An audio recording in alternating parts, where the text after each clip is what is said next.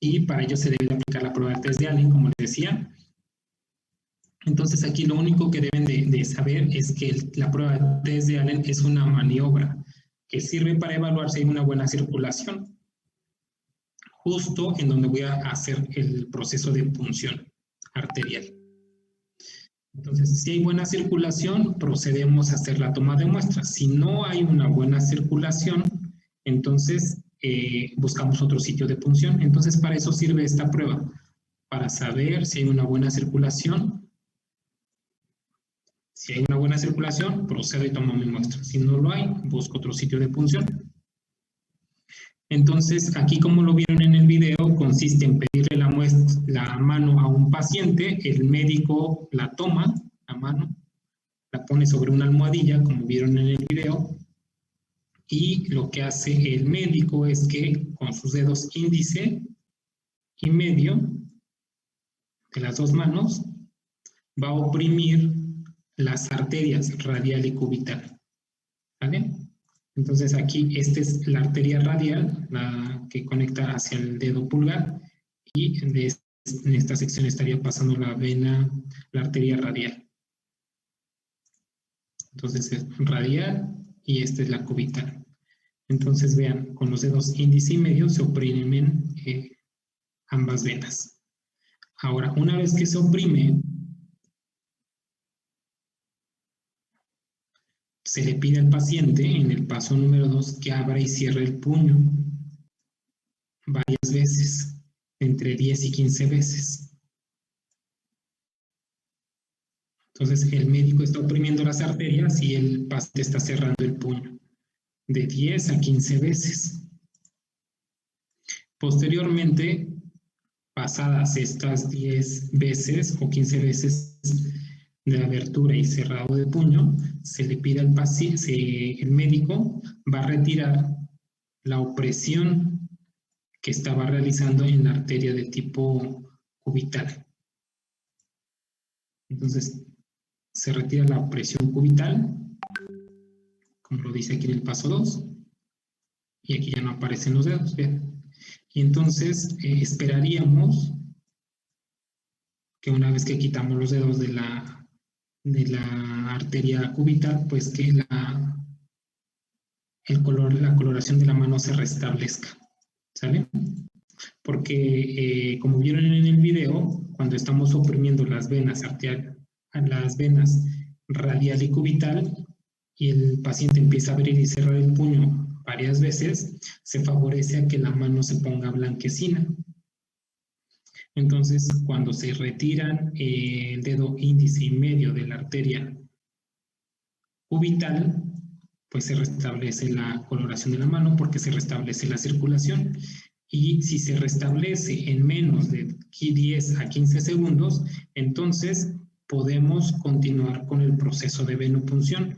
Pero si por algún motivo la mano sigue blanquecina después de esos 10 segundos, entonces no se lleva a cabo la punción arterial y se busca otro sitio. Y eso es lo que nos mostraron en el video. Entonces el enlace yo ya lo dejé en la plataforma para que si quieren lo pueden volver cuantas veces ustedes quieran. ¿Vale? Que de hecho aquí está el enlace también. Y bueno, en eso consiste la prueba de test de Allen, solamente evaluar si hay buena circulación o no en el sitio de punción, y es una maniobra. Ahora, muy rápido aquí les comento algunos datos relevantes. Si el paciente necesita que se haga un análisis o una gasometría, entonces tiene que acudir a la clínica, en la clínica se identifica al paciente, se tiene que lavar las manos, tanto el paciente como el médico, para llevar a cabo el proceso de venopunción. Enseguida el médico tiene que desarrollar la prueba de test de Allen, tal cual lo acabamos de visualizar en el video anterior. Si la prueba sale positiva, es indicativo de que no hay una buena circulación y por lo tanto se tiene que elegir otro punto de punción, otra arteria. Pero si la prueba de test de Allen sale negativa, es indicativo de que hay una buena circulación y se tiene que proceder a hacer la punción venosa. Perdón, punción arterial. Para ello se le pide al paciente, se le pide pues su brazo, que haga una hiperextensión en la mano, como lo vimos en el video, que extienda su mano, que la hiperextienda sobre una almohadilla y se procede a hacer el proceso de punción arterial. A la par, bueno, pues el médico o la enfermera quien esté haciendo la gasometría se tiene que poner guantes y antes de la punción debe de hacer asepsia del sitio a puncionar. Puede ser con alcohol o bien con povidona yodada, con yodo. Y una vez que pasaron estos puntos, bueno, pues ya que hiciste asepsia, con el dedo índice y medio, como lo veíamos en el video, localizas a la vena, la fijas para que no se mueva, posteriormente ingresas con la aguja a la arteria. Normalmente la aguja está adaptada a una jeringa y dependiendo de la arteria será el ángulo en cómo vas a ingresar la aguja, ¿sale? Y aquí vienen unos ejemplos. Para una arteria radial se sugiere meter la aguja en un ángulo de 45 grados, pero si hablamos de una arteria humeral se sugiere ingresar a la aguja con un ángulo de 60 grados. Para una femoral, como lo vimos, puede ir de entre 60 y 90 según el video que revisamos. Una vez que ingresas con la aguja, y esta aguja es parte de una jeringa, entonces colectas 3 mililitros más o menos de sangre, retiras la aguja y una vez que retiras la aguja, bueno, pues oprimes con un parche durante 5 minutos con el motivo de evitar hemorragias, ¿no? Para que la lesión se cierre. Posteriormente, una vez que retiraste la aguja, junto con la jeringa, la aguja la puedes desechar en el contenedor. Debes de purgar el aire. Normalmente cuando se toman muestras con jeringa pueden llevar aire. Entonces también se tiene que, una vez que quitas las burbujas de aire, pues cierras, ¿no? Con el tapón. Ahora aquí, ¿por qué tenemos que quitar las burbujas de aire? Para evitar que interfieran con la medición, porque acuérdense que queremos hacer una gasometría y la gasometría mide gases. Entonces, si yo dejo burbujas de aire, podrían interferir con la medición de los gases. Y bueno, posteriormente homogeneizamos la muestra que está en la jeringa, la movilizo invirtiéndola repetidas veces para que se mezcle la muestra con la heparina. En este caso, el anticoagulante que está en la jeringa es heparina. Es un anticoagulante. Y finalmente rotulas adecuadamente tu muestra. ¿Okay? Y unas notas adicionales es que normalmente esta colecta de muestras es con jeringa y generalmente tiene heparina de litio. Existen otros tipos de heparina, pero la que generalmente se utiliza es de litio. Se utiliza la de litio porque si se utilizara, por ejemplo, la de sodio puede interferir con la medición de electrolitos o incluso también podría interferir con la medición de los electrolitos porque la jeringa en ocasiones está hecha de material que tiene sodio. Entonces, para evitar las mediciones, las alteraciones en mis mediciones de electrolitos, pues generalmente se utiliza la heparina de litio. Y bueno, pues esa es una nota adicional que es importante. Otra nota adicional es que, pues como les decía, debemos de quitar las burbujas de aire antes de procesar la muestra. Movilizar, invertir para que se mezcle la muestra con la heparina. Otro punto igual importante es, bueno, homogeneizar, que ya les dije. Si tienen coágulos, si por algún motivo se olvidó mezclar la muestra después de que se colectó y se formó un coágulo, definitivamente se descarta. O igual si se me olvidó quitar las burbujas de aire, también la muestra se debe de descartar porque podrían alterarse los resultados. Podríamos tener falsos positivos.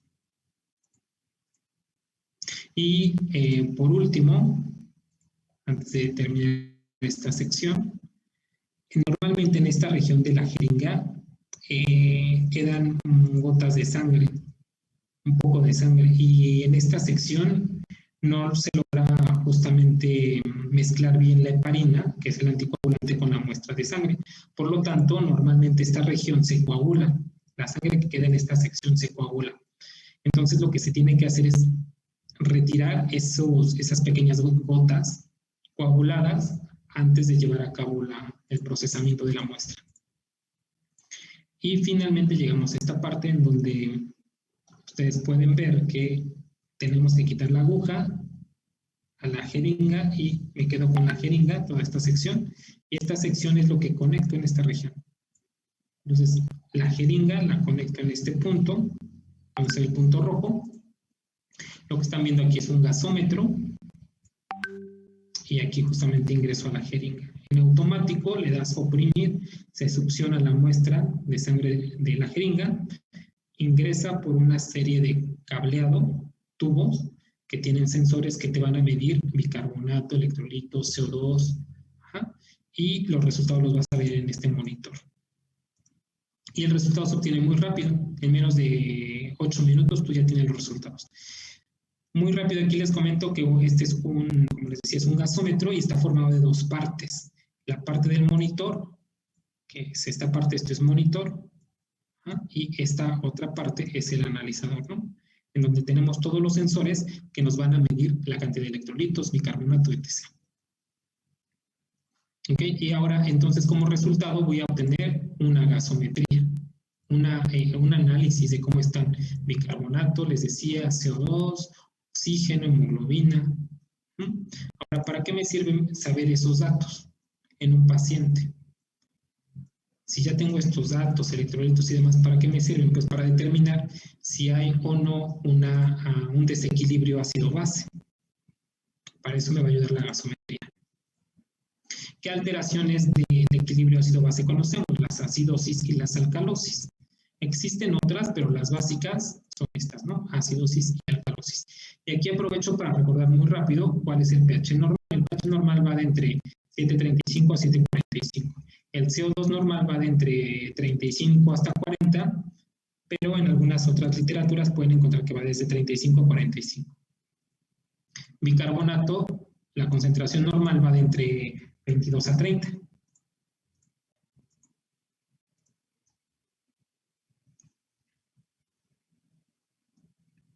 Ahora, para hablar un poco acerca de los casos clínicos, debemos de recordar que el pH se regula por tampones. El pH de la sangre se regula por tampones. La pregunta es, ¿qué es un tampón? Un tampón, un tampón es una molécula o una sustancia que regula el pH de tal manera que no cambie bruscamente. Por eso le llaman también amortiguador. Entonces, eso es un tampón. En el cuerpo humano tenemos tampones, porque también podemos hacerlos en el laboratorio. Pero hablando específicamente en el cuerpo humano, tenemos varios tampones. Y dentro de estos tampones tenemos el tampón bicarbonato, tenemos el tampón que se llama hemoglobina, el tampón que se llama fosfato y el tampón que se llaman proteínas. Como lo han revisado en teoría. Entonces, eso debe de quedar claro. En el cuerpo humano existen tampones fisiológicos, estos regulan el pH para que no cambie bruscamente. Tenemos varios, ya les dije, bicarbonato, hemoglobina, tampón, fosfato y proteínas. Ahora, ¿cuál de ellos es el más relevante? Todos son importantes, desde luego, pero ¿cuál de estos es el más relevante para regular el pH? ¿Qué recuerdan de su clase?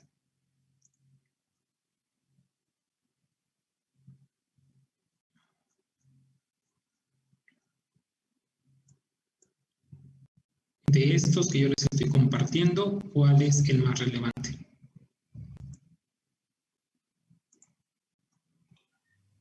El de bicarbonato. Exacto, gracias. Entonces, sí, efectivamente es el bicarbonato, ¿no? ¿Por qué el bicarbonato? Porque el bicarbonato es el tampón que regula el pH en un ¿qué? Alrededor de entre un 60 y un 70%. Entonces, de este tampón depende de que el pH se mantenga en el rango normal que todos conocemos, que todos tenemos. Los demás, bueno, pues también son importantes, pero de ellos depende la regulación del pH en un 30%. ¿Sale? Entonces, por eso el tampón bicarbonato es muy importante. Espero que quede claro lo que les compartí. Ahora, todos los tampones que yo les dije, los tampones fisiológicos, se componen de dos partes o tienen dos componentes. El componente que es la base y el componente que es el ácido. La base también puede ser la parte alcalina, ¿no? Entonces, todo tampón está formado de dos partes, un ácido y una base. Respecto al tampón bicarbonato, el tampón bicarbonato se compone de esta base, que es el bicarbonato propiamente, y el CO2, que es la parte ácida. Por eso aquí se los pongo. La parte de la base es el bicarbonato y la parte del ácido es el CO2. Ahora aquí la pregunta es, ¿por qué el CO2 se considera como ácido? Pues porque cuando se combina con agua, como ustedes saben, se forma el ácido carbónico, que es este. ¿Sale? Espero que lo hayan entendido. Si no, pues me dicen y lo puedo repetir otra vez. ¿Ok? Entonces, ojo con eso. Bicarbonato es la base y CO2 es el ácido que cuando se combina con agua se forma el ácido carbónico. Otro dato importante. Al bicarbonato, que es esta molécula que estamos viendo aquí, se le llama también componente de tipo metabólico. ¿Y quién lo regula? ¿Quién regula al bicarbonato? ¿Qué órgano? Los riñones, ¿no?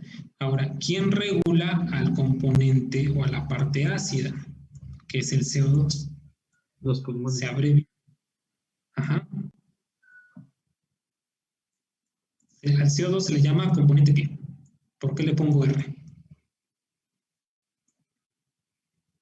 ¿Alguien recuerda?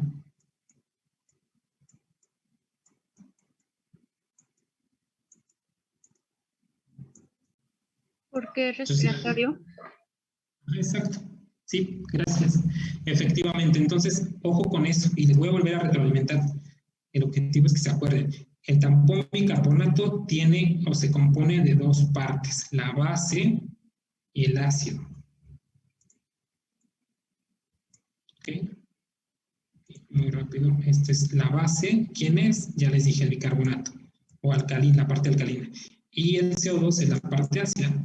Al bicarbonato, que es la base, se le llama componente metabólico y se regula por los riñones. Y al CO2, que es la parte ácida, se le llama componente respiratorio y se regula pues por los pulmones, como aquí se los pongo, ¿sale?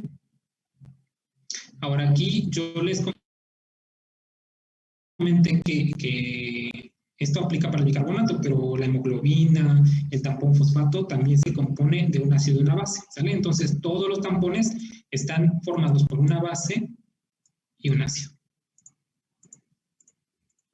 Ok, listo. Entonces ahora vamos a entrar con los casos, directamente nos vamos a los casos para explicar la acidosis metabólica. Les pongo solamente un caso y la próxima sesión revisamos más casos, ¿sale? Un caso de cada situación. Un caso de las acidosis y un caso de las alcalosis. Veamos muy rápido.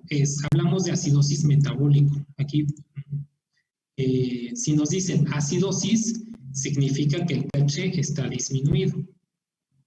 Si nos ponen la palabra metabólica, significa que de quién nos están hablando. Por lo que yo les dije previamente, ¿quién es el componente metabólico?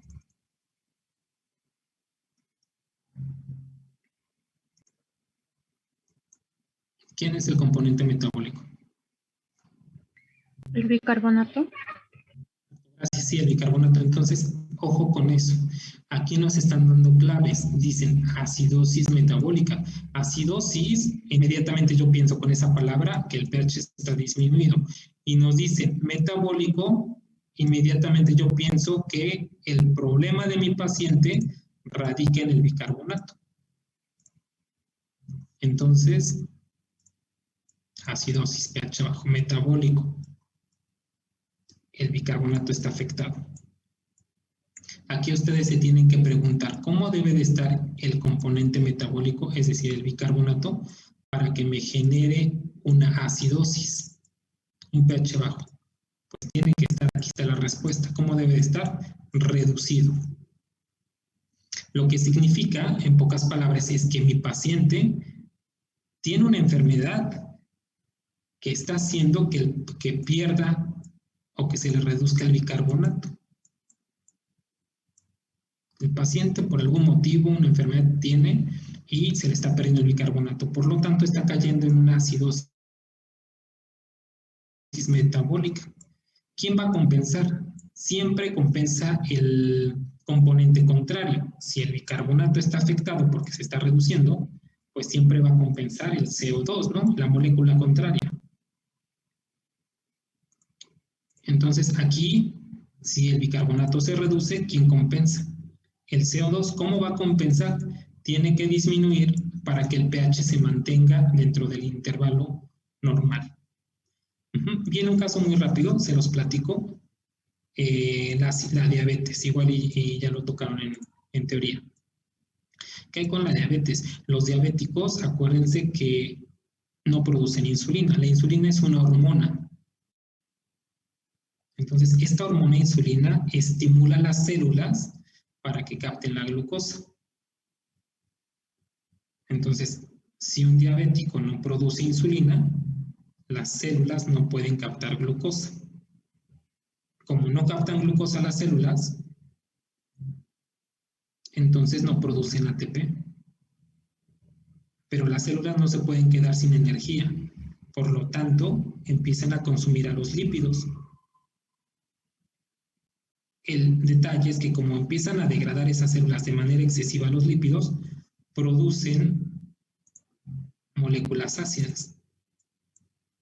Entonces, esas moléculas ácidas que se están produciendo en las células, así les represento una molécula ácida. Entonces, suponiendo que esto es una célula, entonces las moléculas ácidas se liberan hacia sangre. Pero como son moléculas ácidas, estas moléculas ácidas se disocian, es decir, liberan iones de hidrógeno. Acuérdense que un ácido libera iones de hidrógeno. Y estos iones de hidrógeno, cuando se liberan del ácido, se combinan con el bicarbonato, con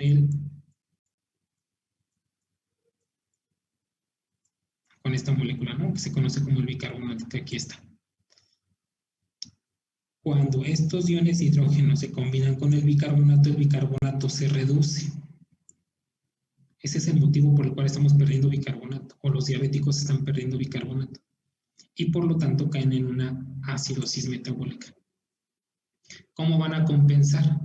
Pues como se empieza a formar una acidez dentro de la sangre, porque hay muchos iones de hidrógeno, estimulan al cerebro que le va a indicar que active a los pulmones para que lleven a cabo una frecuencia respiratoria muy rápida y de esta manera eliminen el CO2.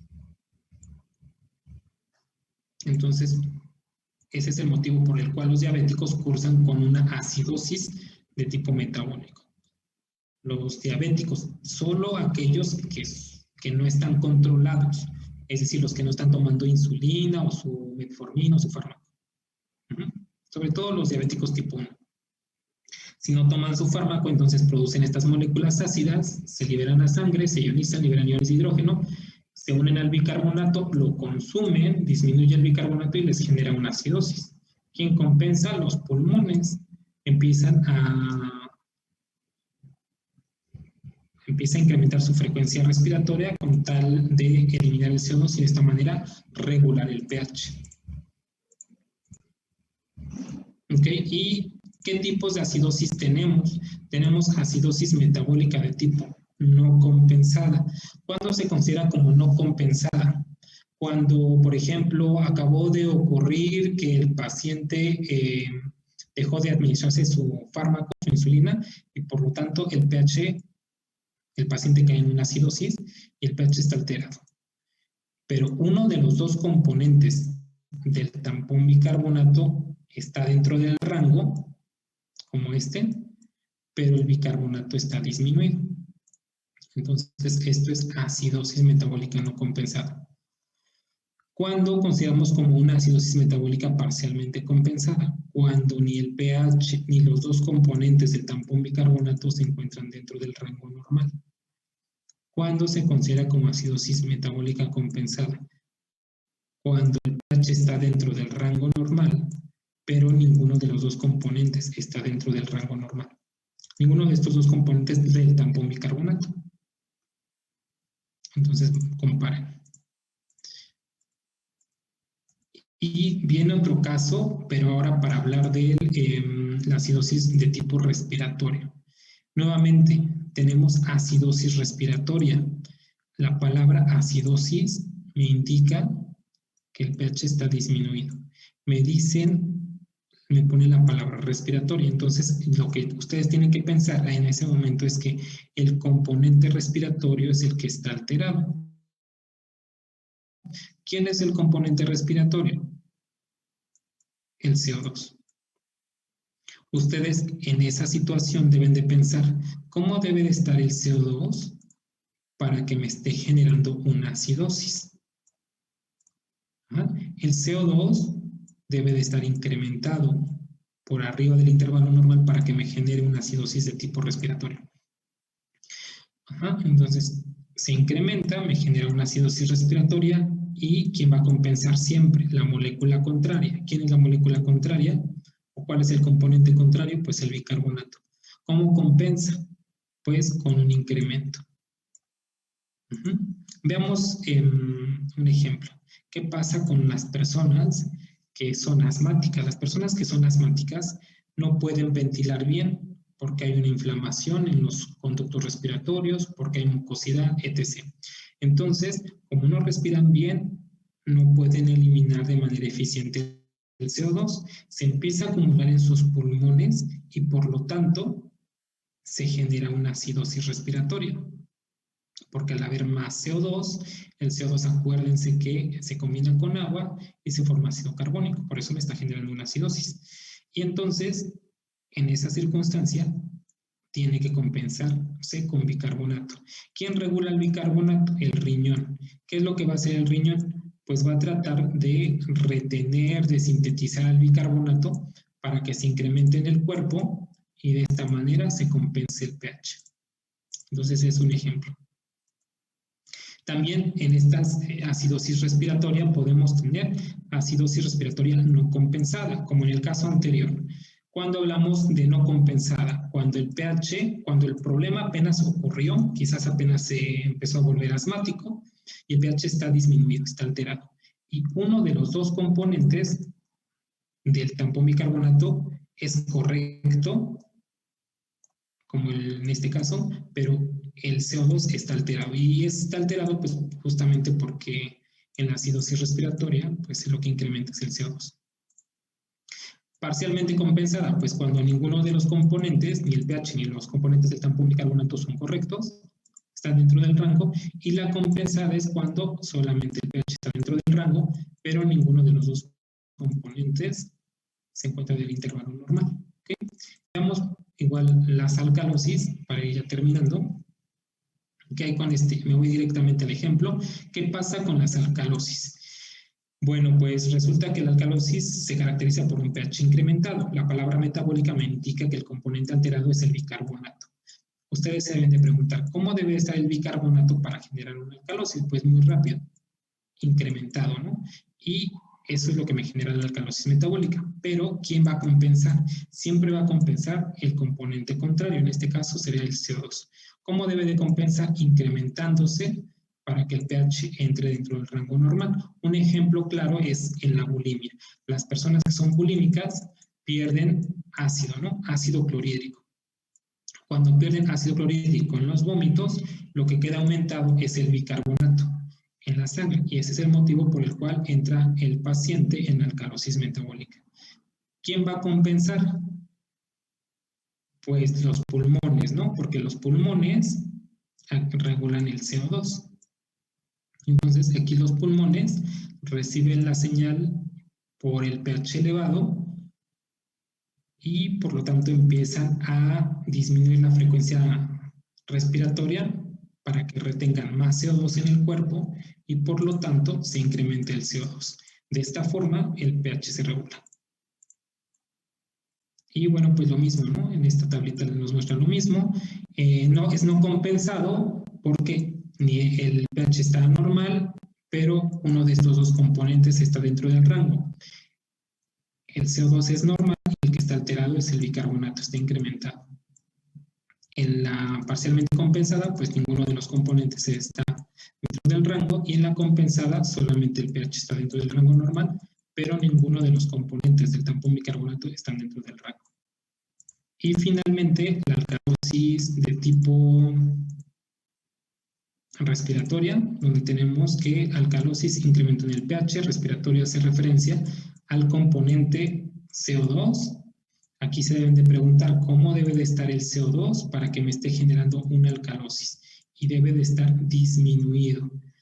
¿Quién va a compensar esa disminución de CO2? Siempre el componente contrario, que es el bicarbonato. ¿Y cómo compensa? Con una reducción de bicarbonato. Ejemplo, aquellos pacientes que sufren de ansiedad o que están nerviosos durante un examen o están nerviosos porque les van a tomar una muestra de sangre, pueden cursar con hiperventilación. Entonces, aquellas personas que hiperventilan, es decir, que tienen una frecuencia respiratoria muy rápida, pierden CO2, se les reduce. Por lo tanto, ¿quién va a compensar? Es el bicarbonato. ¿Quién regula el bicarbonato? El riñón. ¿Qué es lo que va a hacer el riñón para que se reduzca el bicarbonato y se compense el pH? Pues el riñón va a tratar de secretar el bicarbonato para que se regule el pH. ¿Ok? Y bueno, pues con eso. Y la tabla finalmente. También, ¿no? La alcalosis respiratoria la podemos clasificar en no compensada si el pH es anormal y uno de los dos componentes del tampón bicarbonato está dentro del rango y uno fuera de rango. ¿Cuál es el que está dentro del rango? En este caso es el bicarbonato y este es el que está fuera de rango. Se le llama parcialmente compensada cuando ninguno de los componentes está dentro del rango normal y no compensada, perdón, es aquí, sería y compensada cuando el pH está dentro del rango normal y ninguno de los dos componentes está dentro del rango. ¿Ok? Entonces, espero que puedan resolver los casos que les compartí. La próxima sesión vamos a repasar esto junto con los casos, ¿sale? Y ya ahí en la segunda hora, pues sería su evaluación.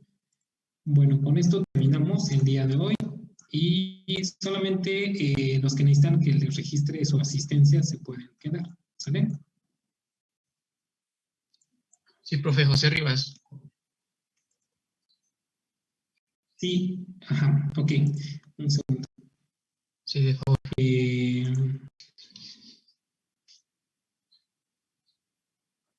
Ok, entonces terminamos. Los invito a que repasen esta información que les compartí. Les invito antes de registrar asistencias que busquen los videos. Les puse un enlace de CODAES.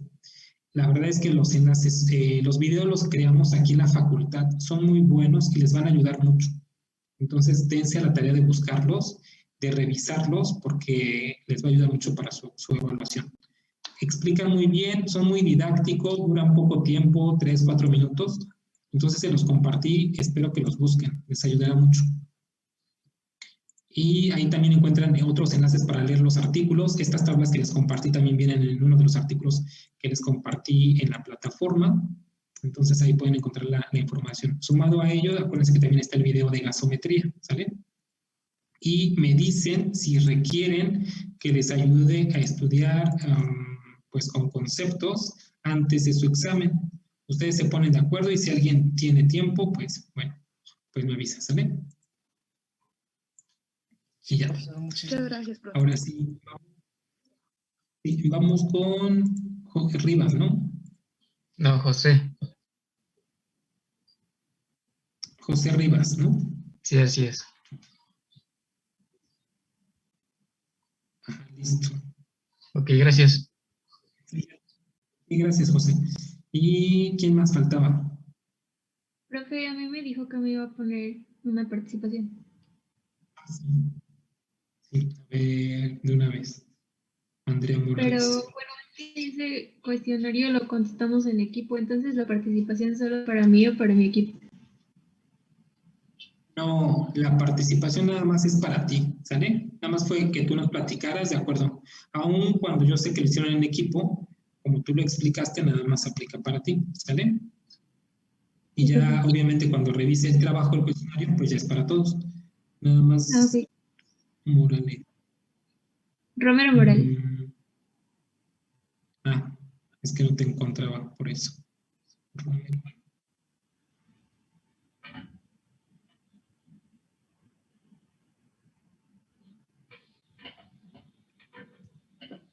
Listo, ya te registramos la explicación del mapa, ¿sale? Gracias, profe.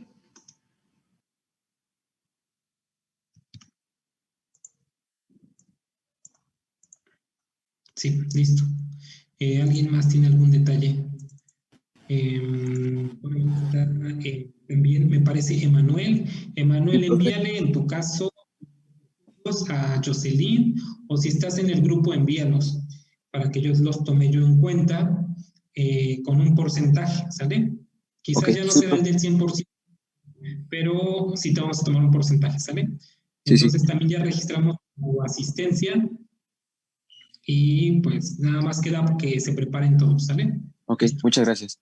Profe, nada más le comento que mi compañera Jocelyn me dijo que ya se los había enviado las evidencias. Entonces, se las vuelvo a mandar de todos modos para que no queden rezagados los videos. ¿De qué? Perdón, de tus evidencias por tu falta. Ah, sí, sí, sí, profe. Sí, pues sí, no los he revisado. Ahorita voy a checar a Ok, ver si ya los tengo y si no le aviso a Jocelyn, pero sí es ok. importante también que estés al pendiente, ¿sale? De Sí, profe. todo, de la todo. Y cuando tengas algún problema, acuérdate que debes de hacer un video, fotos, como ahorita me estás compartiendo información para que te podamos apoyar, ¿sale? Sí, profe. Gracias. Sí, con eso terminamos, Emanuel. Gracias. Gracias. Sí, ¿alguien más? Este, Yo, profe. sí, tu también asistencia, ¿no? Sí, por favor. Nada más que si ya entraste muy tarde. Sí, lo que pasa es que no agarraba mi computadora. ¿Cuál fue el motivo? Lo que pasa es que mi computadora anda un poco lenta, entonces no me permitió entrar rápido. Bueno, aquí ya te registré como, te puse como retardo porque sí ya entraste un poquito tarde, pero estoy agendando que fue por tu equipo. Sí, profe, ¿Sale? gracias. Entonces, bueno, pues ya, no te preocupes. Está bien, ya te registramos. Sí.